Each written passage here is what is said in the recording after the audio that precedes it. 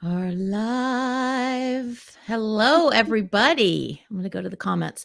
Hi, Um, y'all. so we're live. We can tell, you can look up at the corner and see it's got a number so you can see if anybody's on. And if you guys do come on, which they won't even see this, so it won't even matter if I see somebody pop in, I'll just mention to them to pop their comments in and we'll respond accordingly. But it's going to take week to week to week. Like me and Five Deep, we put out episode 9 yesterday on YouTube, and we had regular watchers the entire video. We had comments. We've gotten a ton of interaction on our Instagram, and that's just been in 9 weeks. So, it's interesting Awesome. to see, yeah, just in a 24-hour period. It's been about 24 hours since we went live yesterday, and the viewership that has grown just in the last couple weeks is fantastic. So it's really just about people getting used to you showing up and you coming and being on, and them, looking forward what you're going to talk about week to week. And so that being said, it's episode 3. After this episode gets logged in, they're going to be going out live on all the listening platforms. So I'm really excited about that. And so wherever you find your favorite podcasts, be listening for the audio version if you don't have time to watch, because I know time is of the essence. And some people prefer to watch their podcasts. Some people like to listen to their podcasts. I'm more of a listener because it fits into my lifestyle. But being able to have the option to do both is fantastic. So be looking out for that. You can find us. I'm going to go ahead and put the banner up right now so you guys know where to find us. It's Folly Girls Podcast on Instagram. And that way you can stay in the know about what we've got going on. You can see what me and Alicia are doing kind of in the background individually and then together as a podcast co-hosting situation. Anyway, so yeah, just it's really about consistency and showing up and people getting excited about what it is that's going to come out of our mouth that week and or whatever week. And this particular week, I had a friend, obviously anonymity is huge. So it's going to be a bit of a heavy podcast to start, but I had a close friend of mine that I've known for 20 plus years. I happened to see a Facebook post about him losing his son. I don't know any of the circumstances around it. And, I've reached out just to let him know I'm here if he needs anything. But wow, it threw me for a loop. So I can't even imagine how he's feeling, because it's just been in the last few weeks that's happened. It seems to be, based on the information that I have, it's somewhat out of left field and a shock anytime somebody passes away that we love and care about, or don't even know, for that matter. Anytime somebody loses their life, it's a shock. But to have it be somebody like your son, I just, so it got me thinking, as far as something to talk about today, especially because, Alicia, your expertise is in grief, and that's what your business that you're creating is all rooted in. It's grief, and I can't think of a better person to talk about grief and how to function through grief than you, because you've had a lot of loss, and as we all have, but I think it's a more abundant on your end, where you've had losses that were shocking, losses that were unexpected. And, anytime you have a loss, it's hard, but when they come out of left field, I can't even fathom, and I'm not going to try and pretend to. So I'm just going to hand it over to you, because, if you want to give people however you want to share that story and whoever you want to particularly talk about, it's open floor for you, because again, you're the pro in this department. I feel like you could teach people a lot about that in general. Yeah. So, like you said, I have experienced a lot of loss in my life. Every one of them has been sudden, with different circumstances. One of my stepfather that we talked about in the last episode, he completed suicide in our home. And that was a shock to the system. I mean, nobody saw that coming. He was a happy-go-lucky partier, but he was suffering internally, and he left a note. He was depressed. I know he was drinking a lot, using a lot of drugs, but I still didn't. That was such a normal experience for me to come home and see that I didn't have the red flags that, in hindsight, I can look back and go, oh, okay, there were a couple of those red flags. And one of those was he quit his job of 20 something years. Oh, he did, right before he committed suicide. He did that. Yeah. Oh, man. And so he had gotten sick for many months. I don't even know, again, if it was years or if it was just several months, and it kept getting worse and worse. And he was going to the doctors and they couldn't figure out why. And they didn't find out until later, and after he died, that he was dealing with asbestos poisoning from the tiny little trailer that he had as an office for What? And so that really played into he wasn't happy, couldn't figure out what's wrong with them. I remember he had this little box of pills that he would take to work and take home, and it sat on the counter, and he continued to drink and do stuff, but he up and quit his job, and which is a huge red flag to anybody who ends up losing somebody suddenly to suicide, is if they make drastic changes in their life, like quitting their job, isolating themselves, sitting around drinking all day long, not talking to anybody, or if they had a recent loss. He had recently lost his own mom, who had died months before that. So that's also another, if you know somebody who has experienced a loss of somebody very important to them, like your friend, you might want to keep an extra eye on them, because they might be contemplating the thought process of, I don't have anything to live for anymore. Yeah. And isn't that crazy? Like when we've traditionally long ago, and I'm thankfully it's starting to change now, but when somebody was struggling with something, it was more like, give them their privacy, let them be, let them come to me. I don't want to step on their toes. And really it is about not pushing in a disrespectful way, but just reaching out, even a text message, and letting you know, hey, I'm here for you if you need something. Yeah. And that's really important after you lose somebody to suicide, especially because after my dad died and we had the funeral, it's like everybody in our little small town just went back to their normal lives, and nobody talked about it. And so I carried a lot of shame and guilt for many years. I never talked about him dying to most people because nobody really asked me. It was like such a negative connotation to talk about somebody's parent dying by suicide, or somebody's significant other, doesn't matter who it was. That it's people are like, well, I don't want to ask how she's doing. But the truth is, we really need to start asking those people in our lives that we know who have been through some kind of loss like that, a sudden loss. Hey, how are you doing today? And not just once, like next week. They're numb right now. You're going to go through all of these different phases when you lose somebody suddenly. You're going to be numb. You're going to be in shock. And then at some point, you're going to start feeling sad, and you're going to start feeling some guilt over maybe some things that were said or weren't said. Maybe some shame surrounding the death that actually happened.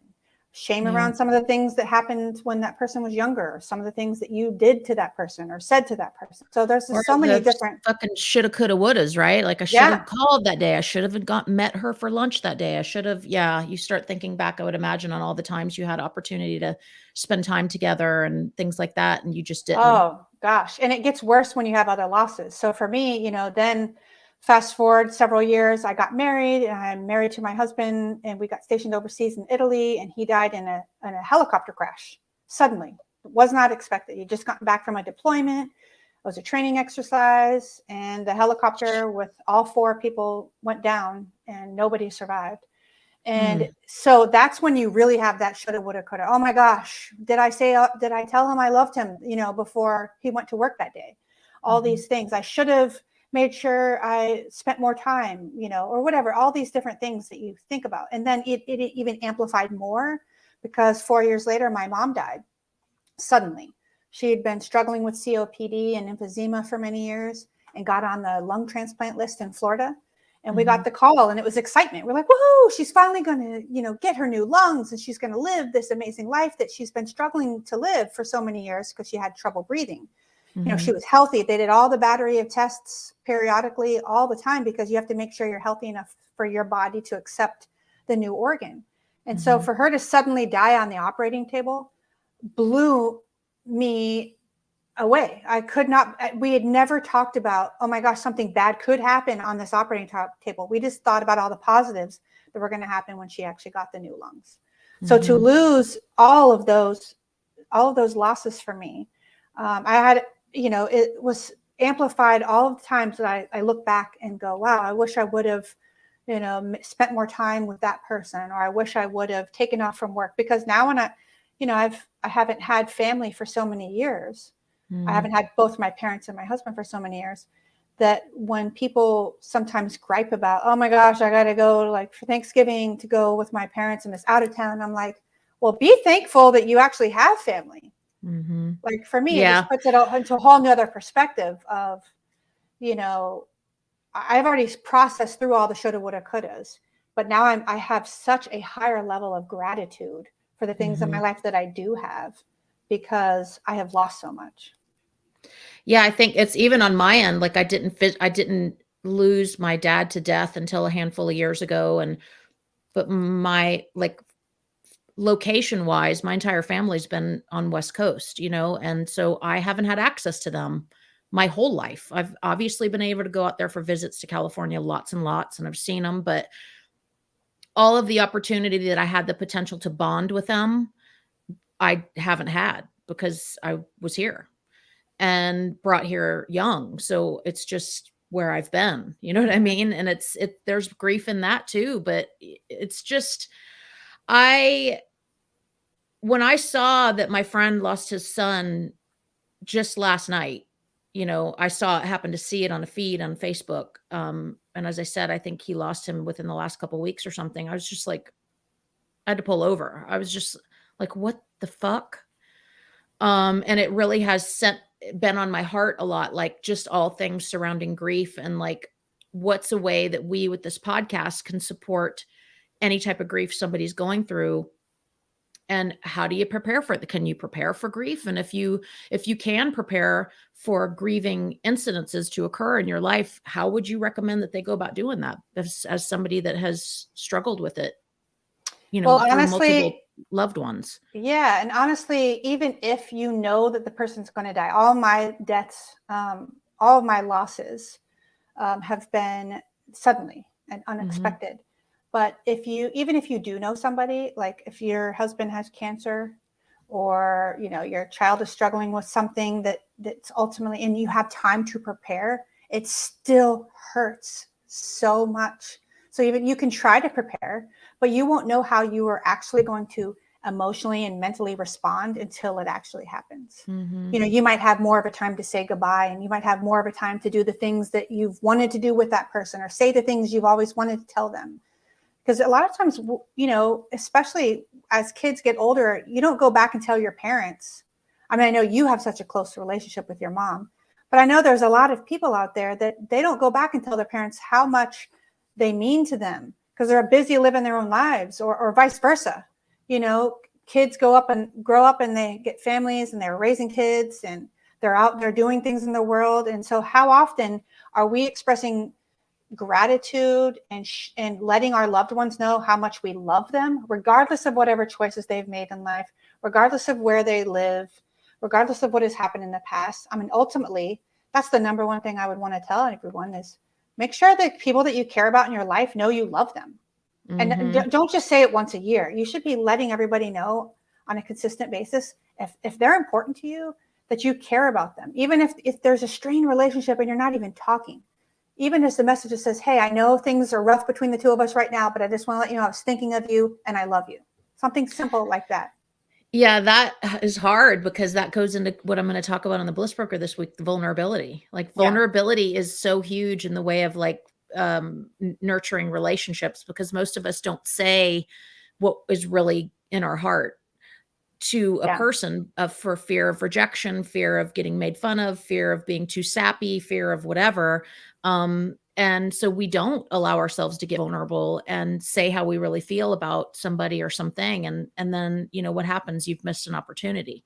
So, I think having vulnerability even applies to somebody that could support somebody in grief, because if you don't have a sense of vulnerability, you're not going to feel comfortable reaching out to somebody and emoting to them, because that's going to feel awkward.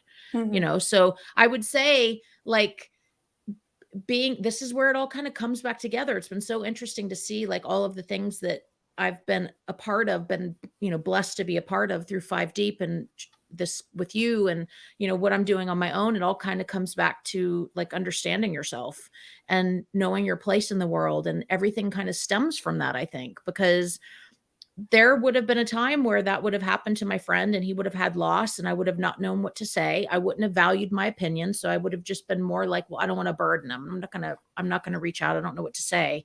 And so I just wouldn't have reached out to him, and instead it's like, no, I know on some level that he needs all of the text messages and all of the phone calls right now to support whatever it is he's going through, and probably the feeling of the world caving in around him. Mm-hmm.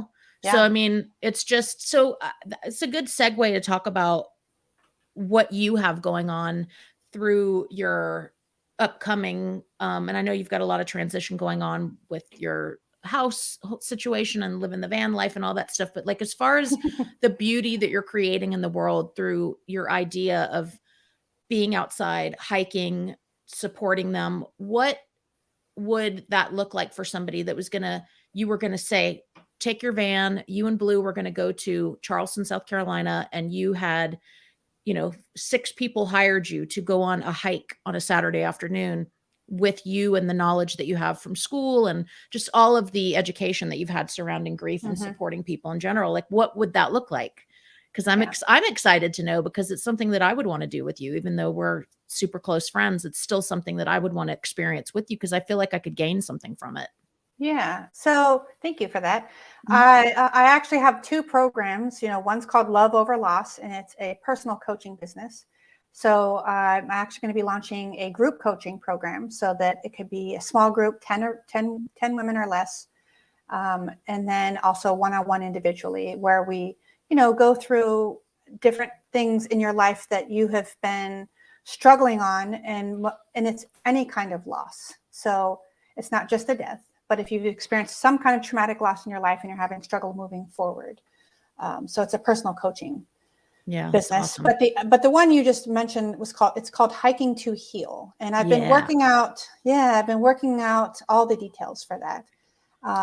But basically what it's going to look like is, while I'm traveling with Blue and while I'm here in Virginia Beach, until for the next month or so, it looks like I might be on the road, hopefully by June.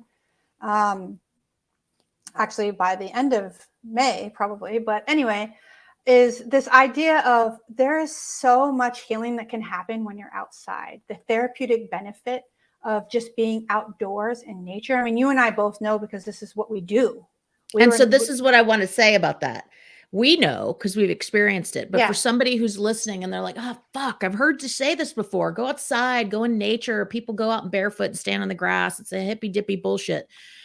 But why? Like, why? I've got my theories around it, because I listen to enough podcasts about, the brain and how the brain experiences such a change, an energetic change when your brain is outside experiencing that. But what's your reason? What can you directly say to them they're going to experience if they put on their tennis shoes and they go in the woods? So, well, there's two parts of that. One, there is research evidence showing that for people who come I just looked at the comment. I see a comment. For people who actually take their shoes off and they stand in the dirt, it could be in the forest, it could be the sand, it could be in your backyard, wherever. If you let your body touch the earth, that it has healing benefits of letting you feel grounded, letting you know that you are connected to the earth. You're connected to all the things that are around you. And that's that whole hippy dippy thing that you were talking about, but your body feels, we have 5 senses, right? So your body is not only seeing, it's feeling the earth. Yeah. So that is, I tell people all the time, whenever, they're struggling and they don't have the cardio endurance to go do a hike, just go stand outside, take your shoes off, or sit on the ground, sit on the beach, take your shoes off, touch the earth. But in the shoes, when you're when you put shoes on when you put shoes on and you go for a hike, or you take a stroll around your neighborhood, or you go walk along the sand in the beach, anything outside, you are allowing yourself to focus on what is in front of you, right? Because you're moving your body, doing something. You're no longer focused necessarily. It doesn't mean that those thoughts still aren't there. the anxiousness, the sadness, You're the living in the hurt. moment. You're Yeah, living in the moment. That's you're the living in key. that moment. Yeah, you're living in the moment. You're seeing all the stuff around you, and you're like, wow, look at this amazing. It makes you realize that you are such a small part of the world, and you're living in that moment, and you can absorb what that's like. Well, it's For a healthy you. distraction. It's a healthy Yeah. distraction when you go outside. I mean, I can speak for myself. I didn't have that knowledge when I started going out into the woods. For me, it was all rooted in vanity, and I want to fit into the jeans without feeling my fat roll on top of my pants. I mean, that's just full transparency. But over time, June will be 3 years I've been going out there, and I know people hear me talk about it. They're probably sick of me hearing me talk about it, but I talk about it because it's the truth. And one of my favorite neuroscientist, Dr. Andrew Huberman. I don't know how many of you watching or listening are familiar with him. If you are interested in the brain and the brain's possibility for growth and, what neuroplasticity is, I highly recommend you going and finding him. He's even got his own podcast now, which is fantastic. But he taught me about the power of panoramic vision and what happens in the science-based research that's been done when you go outside and your eyes have the ability to see panoramically. And the direct result of healing that takes place for you physiologically and emotionally sounds like woo-woo hippy dippy bullshit, but I'm telling you, take it from somebody who's gone through a lot of changes just in this last couple years. I mean, I did a timeline thing, Alicia, for somebody. I don't even remember who I was talking to, but I was like, yeah, this is kind of the way that this went down. Let's see, I met my ex-husband in October of 2017. I online met him in person in December of 2017. We moved in together in August of 2018. Okay.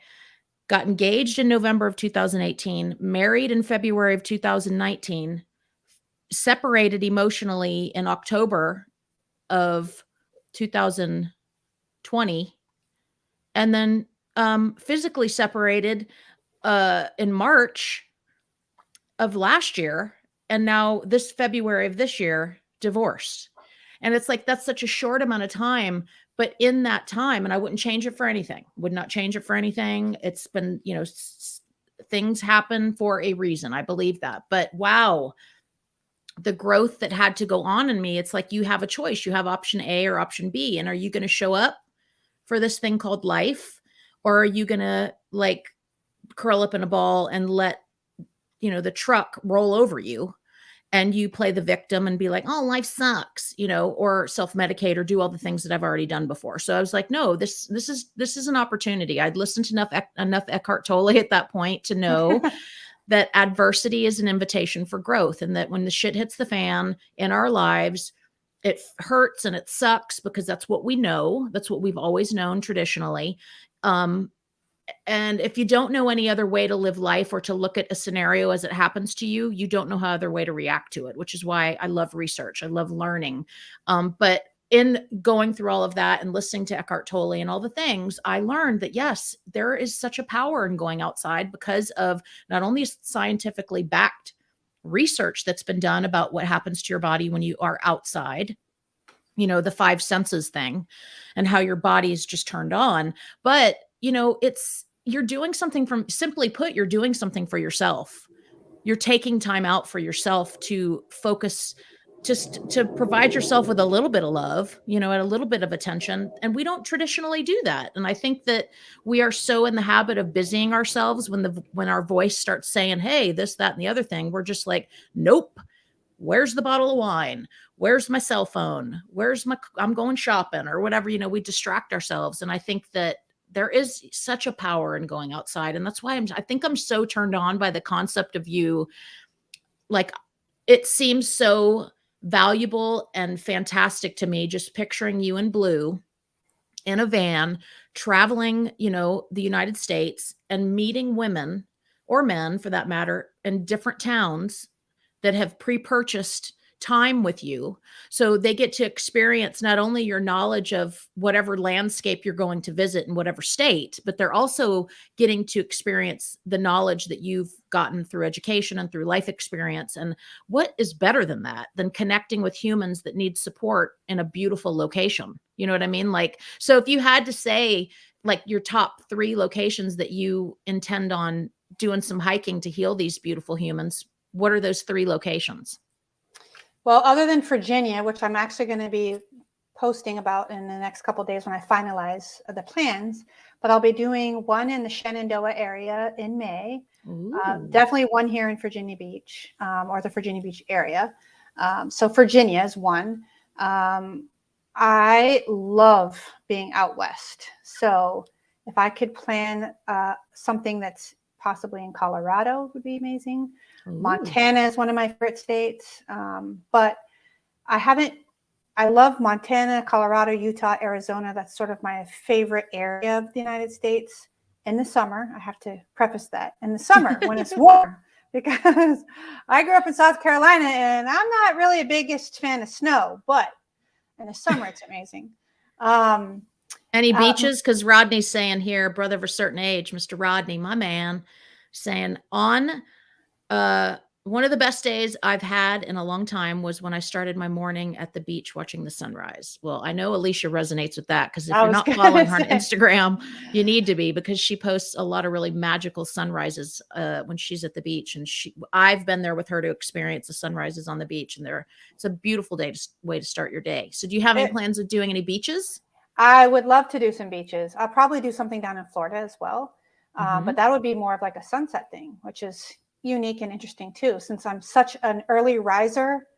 So I wake up every day, between 5:30 and 6. And then depending on when the sunrise is, I'm out there about 30 minutes before the sunrise, walking on the beach. So I'm always excited. One of the first things I do is I wake up, I let my dog out, and I check the sky. Because if it's overcast and cloudy, I'm like, oh, I know it's not going to be a good sunrise. Not that it still wouldn't be pretty, but when the sky lights up with all those colors, it's magical. Like you can, whatever problem, worry that you're thinking of before you got there, and you just stare and look at those colors, and man. Yeah, it's gone. I mean, it seems like magic, but I'm telling you, you can't help but be distracted by it. Yeah. And I've gotten into such a pattern going out into the woods. I love doing micro photography. So taking pictures of, I know you've gotten really good at that too. Oh, I know. And I need to get a camera. I'm like, I don't even have a really good camera. I couldn't even imagine what kind of shit I could accomplish with a really good lens. But I did want to get into a little bit your van life. I wanted to leave somebody, because we've already been on for 30 minutes, and I've decided, short and sweet. Now that we're getting into these on a regular basis, I think that people have not a lot of time. And so I want them to be able to look forward to coming, listen to our shows and watching our shows, knowing that it's just not going to take up their whole day. But I do want to close out with something really positive, since we started with something so heavy. I want you to tell everybody what drove you, no pun intended, to doing the van life. At what van life is, for somebody that doesn't have an idea what that is, because it is fairly new. I know we've talked about that. And then, like, what does your next possible 6 months look like in the van with you and Blue? Okay. I'll try to keep it short and sweet, because I think people will timeline. Well, I mean, yeah, there's a way to keep it short and sweet. I just think that you're such an inspiration to living life outside the box. And I know it's different if a lot of people have it in their head that it's different because you've got a job and you're attached to things. We're rooted in some physical location. So it's not easy for everybody to go live the van life, but it doesn't mean they couldn't do it for a couple weeks out of the year, or, you can rent vans now and take them on the road. It doesn't have to be a huge investment, but I'm so interested in it because I love the idea of doing it with you and popping on the road with you, but I don't think I would want to do it full time. But it still fascinates me. So I want you to say it in a way that will inspire people, like pique their interest. Like why, and what the hell is it? So I'll keep this brief as possible, but certain events in 2017 led me to feel at a very low point in my life.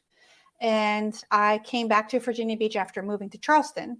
6 months later, came back, shoved my stuff in storage, and I traveled over to New Zealand. And I saw people living the van life. It's something I had heard about and seen, but that was really where I saw it firsthand. Oh man. So fast forward several years, I came back to, I did not live the van life out there. I wanted to, but you have to rent these things way in advance. This is all pre-COVID, by the way.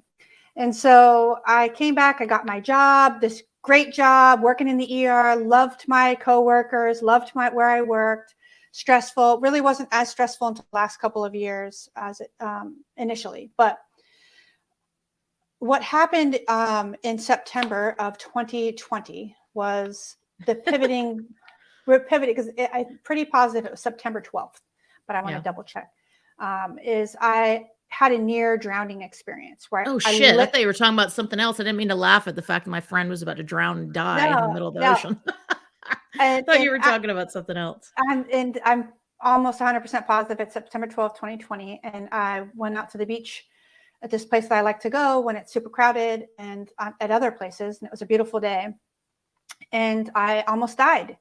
And it's something I've talked about openly before, and I can go into more details at another point. Yes, we definitely will. It was that moment that I was like, okay, all the things that I've been putting off, like I'm deathly afraid of heights. Like I'm so scared. And I always said I would never skydive. But after that moment, I realized, you know what? Hey, why not? I almost just died. I could do the things that I've always wanted to do. And one of those things I've always wanted to do is explore what van life is like. That opportunity to get into a car, drive wherever you want to drive, park it, get out, do a hike, go paddleboarding. I don't have a bike yet in there, but I have my paddleboard and I got my running shoes and tennis shoes and whatever, my hiking shoes. And Blue and I just go hiking and we just do whatever we want. We come back, we have our little bathroom in there, our sink, refrigerator, all the food we can eat in there.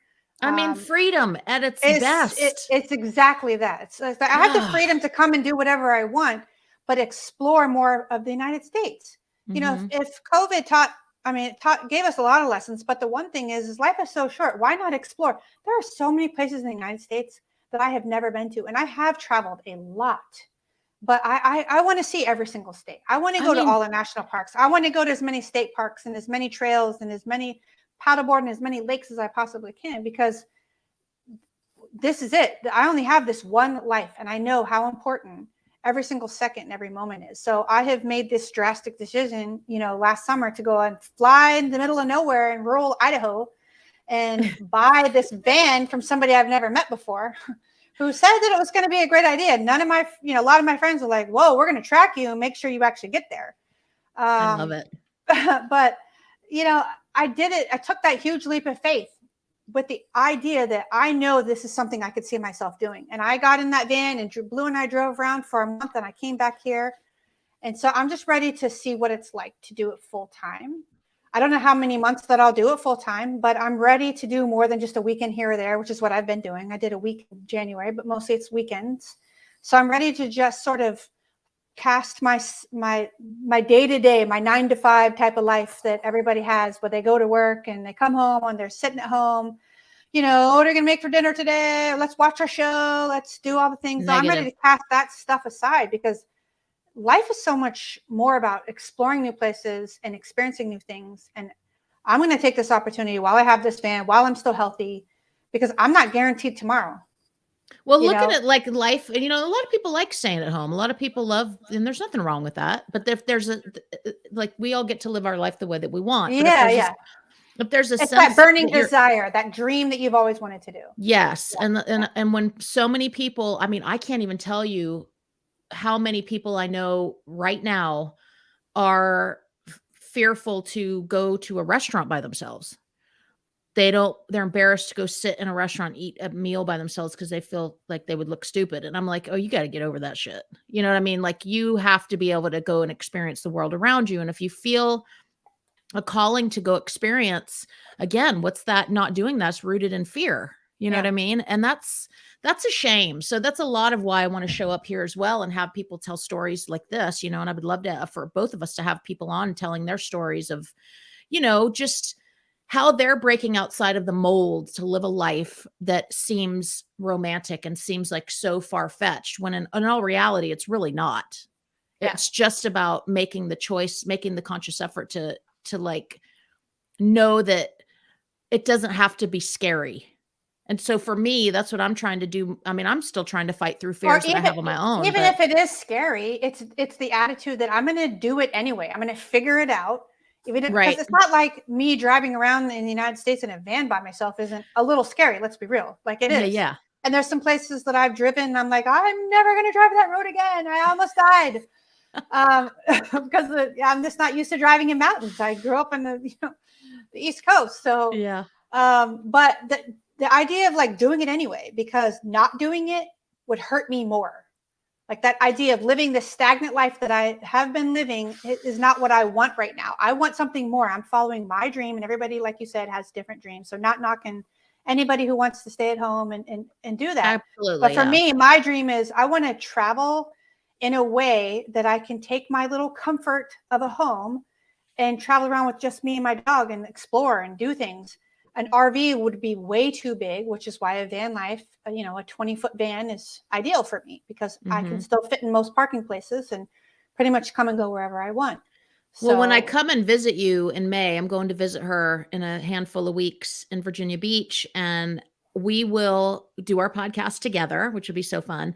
And I do want to do some background stuff on social media and show everybody the van and let everybody get an idea of your van and how cool it is, because it really is a cool contraption to be cruising around the world in. Yeah, and I just wanted to leave people with another like little learning tidbit that fear and excitement are pretty much the same exact thing. It really just is about shifting your mindset. And again, it goes back to that thing that you've heard me discuss before, that I think we don't have control over how we feel and we don't have control over our perceptions and our emotions, but that's in fact false. And just like you can get into the habit of doing anything that you've fully attained right now, you can get into the habit of doing other things as well. And that includes fighting your fears, taking the baby steps. You guys, take yourself out to get dressed up by yourself. Take yourself out to one of the nicest restaurants in your town where you live that you've wanted to go. And you've just been waiting for somebody to go with you. You can't find anybody to go with you, so you just don't go. Use that as a baby step. That's my advice for you today. Take yourself out to a nice meal and do something that makes your asshole tighten up, because that's gonna, I mean, really, that's living, and I try to remember that now, that those times where I get filled with, what traditionally is fear, I just do a reframe. And sometimes it takes 5 minutes for me to say, Harmony, this isn't scary. You're not going to die. This is just different and it's uncomfortable for you. So understanding that, I think, has really helped. And I bet you've had to do a lot of that. Just the thought of you go, she's in a military town. That was a jet. She's not at war in Virginia Beach, because I can hear the jet on my end. Oh, it's funny because I'm so used to hearing it. I don't even notice it. Yeah, I know. I can hear it on my end. But just it's that whole mindset shift. Mm-hmm. Yeah, because you've been scared, right? Doing this van thing. Are you packing? Yeah. Have I? Yes. I didn't last year whenever I flew to Idaho, because that was in August of 2021. People you need a gun sticker on the back of your van, like one in the front of the van, one in the back. Pew pew. Like I might just look like a girl with a dog, but I've got survival skills. I mean, why not? People put ADT alarm things in their yard so people know that the house is secure. What's the difference? Yeah. Well, I because my van is completely white and you can camp overnight stealthily. Nobody knows that you're in, who's in there or what's going on. So if I put a gun sticker on the outside, I don't know, but it's a thought. Awesome. You could maybe I will. Who knows? Alicia and Blues Ammo Company. It could be a sticker. Nobody's gonna mess with that. You could jump out like what's her name from Tomb Raider. Anyway, it's been such a joy talking to you. I was going to keep it short and sweet. This is episode 3, so I'm currently editing episodes 1 and 2 right now to get those out on the listening platforms. I'm still creating the cover art. I'm kind of a perfectionist, and I really want it to be something that speaks to who you and I are. And I don't necessarily need us to be on the cover, but I definitely want there to be a message sent when they take a first glance at the cover art. So all of that is getting created in the background. It's a process. It's a process. And I go ahead.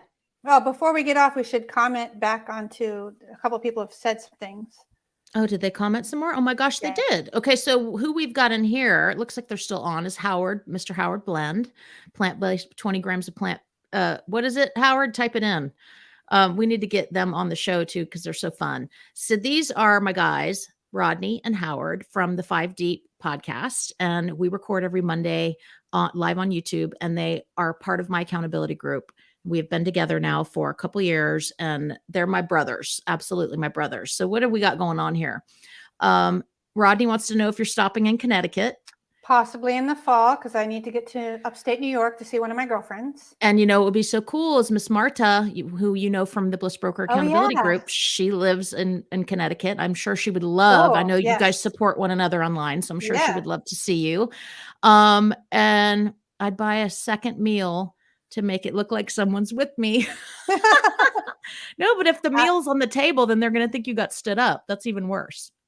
Howard's like, come to Texas. It's state law to carry. I will be passing through Texas once or twice at least. That would be awesome. Yeah, he's in Frisco, so he's I guess it's a suburb of Dallas. Yes, Howard says 20 grams of plant-based protein per serving. That's his product, his Howard's Blend protein, which is amazing. Rodney drinks it, and I don't drink protein powder, or I would, but I know he's making a pre-workout. And once he gets all that packaged and ready to go, I'm definitely going to start purchasing that from him. But thank you guys for your support. Thank you for coming and watching. And we will be out live everywhere, as I said, within the next couple weeks. So keep an eye out on our Instagram. We are, as you can see, scrolling down the screen right there, at Folly Girls Podcast on Instagram.